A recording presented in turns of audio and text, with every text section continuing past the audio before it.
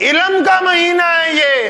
آپ علم کا وقت موبائل میں برباد کر رہے ہیں, آپ علم کا وقت گپوں میں برباد کر رہے ہیں, آپ علم کا وقت چگلیوں میں برباد کر رہے ہیں, آپ علم کا وقت ایک دوسرے کے خلاف سازشوں میں برباد کر رہے ہیں, آپ علم کا وقت بیکار باتوں میں ضائع کر رہے ہیں. اور بار بار اللہ تعالیٰ کی طرف سے فرشتے پکار رہے ہیں کہ عثمان میاں, وہ عبد الرحمان, اور میاں صاحب آ جاؤ, اللہ کے حضور آ کے سجدہ کرو, معافی مانگو. دولت تمہارا انتظار کرتی ہے, عزتیں تمہارا انتظار کرتی ہیں, دنیا کا وقار تمہارا انتظار کر رہا ہے, محبتیں تمہارا انتظار کر رہی ہیں, بے شمار اولاد تمہاری منتظر ہے. لیکن ہم دنیا میں شیطان کے جھنجٹ میں پھنسے ہوئے کہ نہیں, شاید یہ وقت کسی طرح گزر جائے. اللہ اکبر. ہزار جدت ترازیوں کے مزاج بدلا کرے زمانہ, مگر یقین رہے گا عامر مزاج باطل وہی پرانا. ہزار جدت ترازیوں کے مزاج بدلا کرے زمانہ, مگر یقین رہے گا عامر مزاج باطل وہی پرانا. ہماری غفلت کی انتہا کیا, ہماری ذلت کا کیا ٹھکانہ. ہماری غفلت کی انتہا کیا, ہماری ذلت کا کیا ٹھکانہ. تو پھر گناہ ٹھہرے عبادتیں بھی مجرمانہ. رمضان کریم جن لوگوں کے لیے اللہ تعالیٰ کا انعام ہے, جن کے لیے اللہ تعالیٰ نے اس میں خوشخبری رکھی ہے, وہ بڑی خوشنودی کے ساتھ رمضان کے ان دنوں کو گزار رہے ہیں.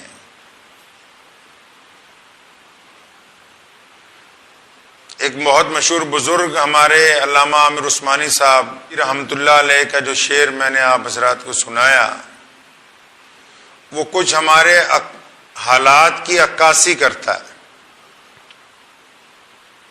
فرماتے ہیں کہ گناہ تو پھر گناہ ٹھہرے عبادتیں بھی مجرمانہ.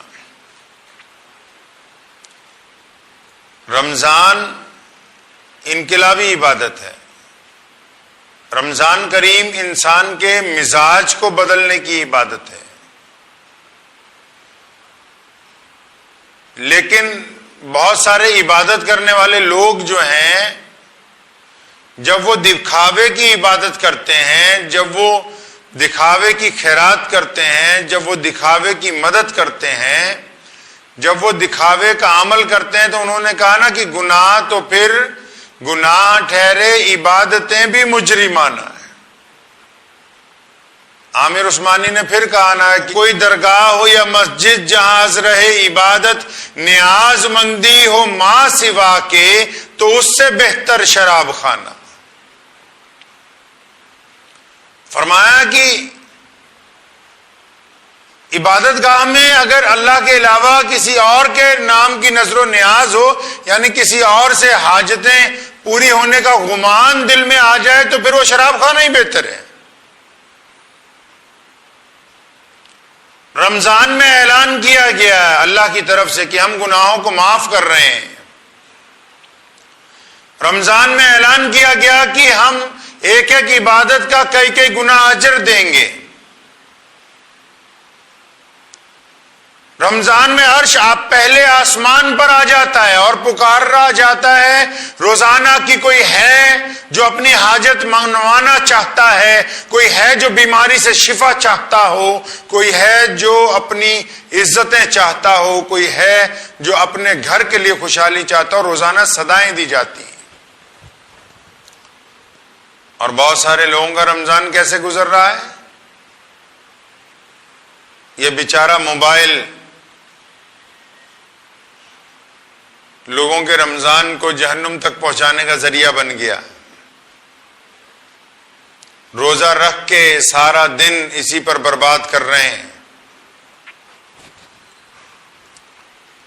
رمضان ایک انقلابی عبادت. تراویح پڑھتے ہیں رات کو عشاء کی نماز کے بعد آپ, تو تو ایک بندہ جب نماز تراویح میں ایک سجدہ کرتا ہے 1500 نیکیاں 5 سیکنڈ کے سجدے پر اللہ تبارک و تعالیٰ عطا فرماتے ہیں نماز تراویح کے ایک سجدے کے اوپر.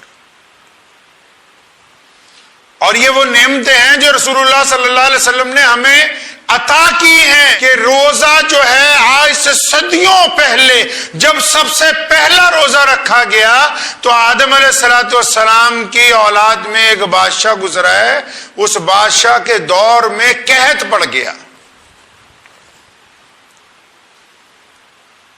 ہماری پہلی امتوں پہ جب روزے فرض ہوئے, کیوں فرض ہوئے؟ وہ اس بادشاہ کے دور میں قحط پڑ گیا ملک کے ایک صوبے میں. تو بادشاہ کی جو رعایا تھی, جو جنتا تھی, انہوں نے خود ہی فیصلہ کیا کہ ہمارے جن علاقوں میں قحط پڑ گیا ہے, ہم جو 3 دفعہ کھانا کھاتے ہیں, صبح ناشتہ کرتے ہیں, دوپہر کو روٹی کھاتے ہیں, پھر رات کو کھاتے ہیں, ہم کیوں نہ ایک وقت کا کھانا آج سے کم کھائیں گے, ایک وقت کا کھانا کم کھائیں گے اور ایک وقت کا وہ سارا کھانا اکٹھا کر کے ان علاقوں میں بھیجیں گے جہاں لوگ بھوک سے مر رہے ہیں.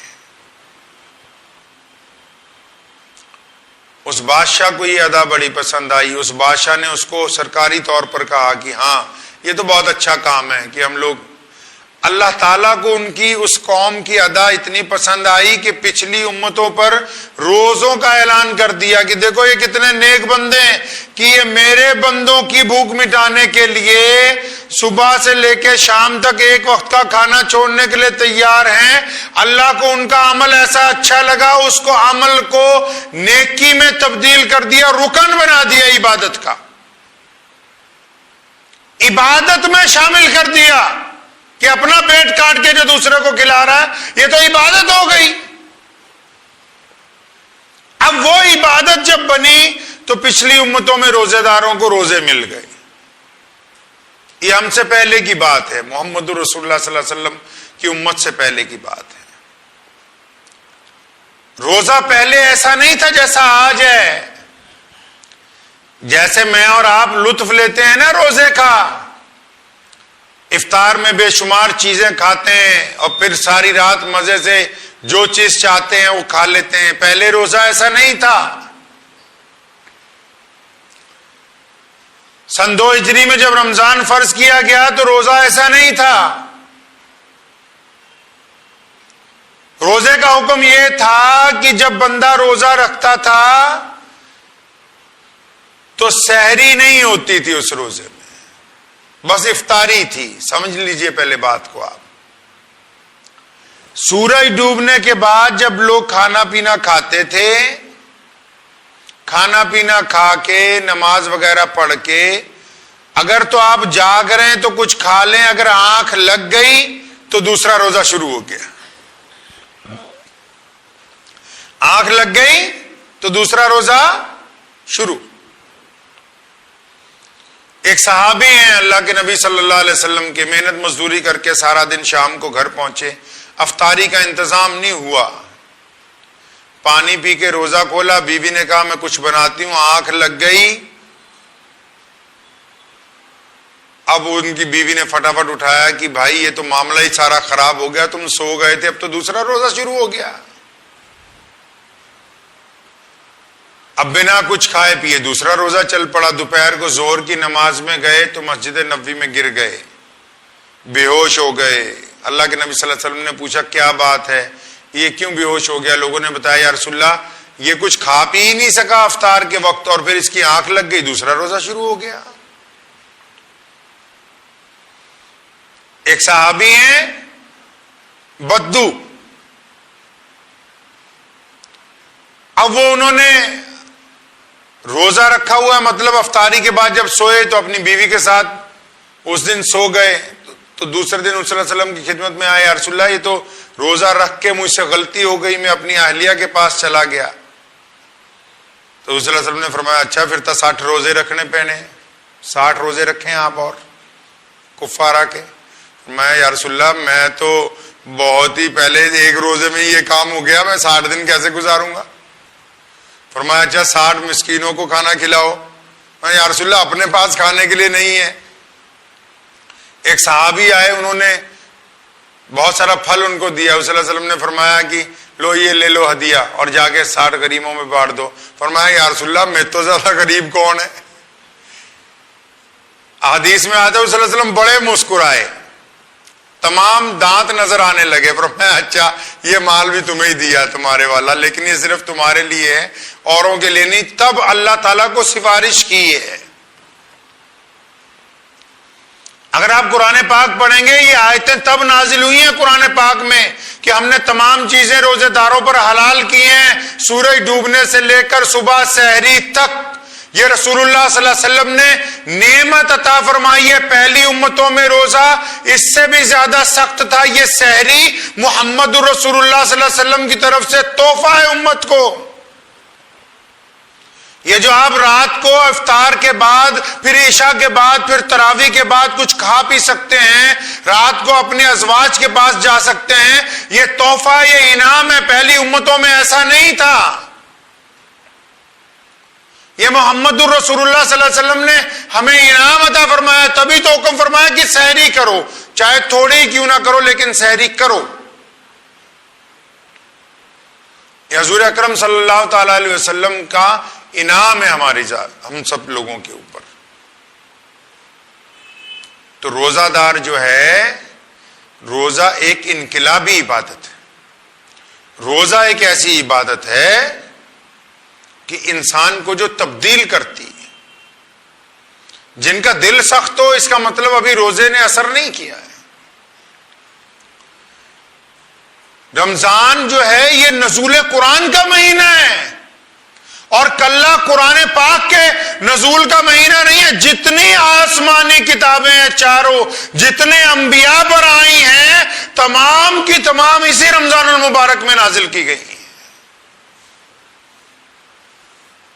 علم کا مہینہ ہے یہ. آپ علم کا وقت موبائل میں برباد کر رہے ہیں, آپ علم کا وقت گپوں میں برباد کر رہے ہیں, آپ علم کا وقت چگلیوں میں برباد کر رہے ہیں, آپ علم کا وقت ایک دوسرے کے خلاف سازشوں میں برباد کر رہے ہیں, آپ علم کا وقت بیکار باتوں میں ضائع کر رہے ہیں. اور بار بار اللہ تعالیٰ کی طرف سے فرشتے پکار رہے ہیں کہ عثمان میاں, وہ عبد الرحمان, اور میاں صاحب آ جاؤ, اللہ کے حضور آ کے سجدہ کرو, معافی مانگو. دولت تمہارا انتظار کرتی ہے, عزتیں تمہارا انتظار کرتی ہیں, دنیا کا وقار تمہارا انتظار کر رہا ہے, محبتیں تمہارا انتظار کر رہی ہیں, بے شمار اولاد تمہاری منتظر ہے. لیکن ہم دنیا میں شیطان کے جھنجٹ میں پھنسے ہوئے کہ نہیں, شاید یہ وقت کسی طرح گزر جائے.